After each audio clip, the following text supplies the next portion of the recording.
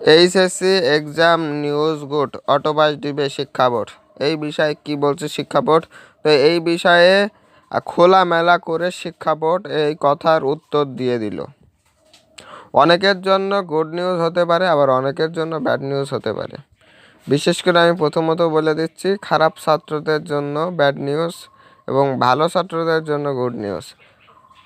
শিক্ষামন্ত্রী খোলামেলা করে বলে দিয়েছে আপনাদের পরীক্ষা অনুষ্ঠিত হবে, দেরি করে হলেও আপনাদের পরীক্ষাটি অনুষ্ঠিত হবে।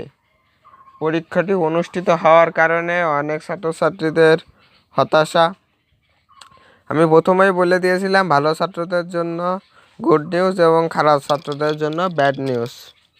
তো অনেকে অনেক রকম কথা বলছে, অনেকে বলছে যে পাশ করিয়ে দিবে হ্যান ত্যান, কিন্তু না, আপনাদের পরীক্ষাটি স্থগিত আছে এই কারণে যে আপনাদের প্রশ্নগুলো পড়ে যাওয়ার কারণে আপনাদের পরীক্ষাটি স্থগিত রাখা হয়েছে। তো প্রশ্নগুলো তৈরি করার পরে আপনাদের পরীক্ষাটি আবার নতুনভাবে অনুষ্ঠিত হবে আশা করি। তো আমি সকল প্রকার এইচএসসি এক্সামের আপডেট দিয়ে থাকি।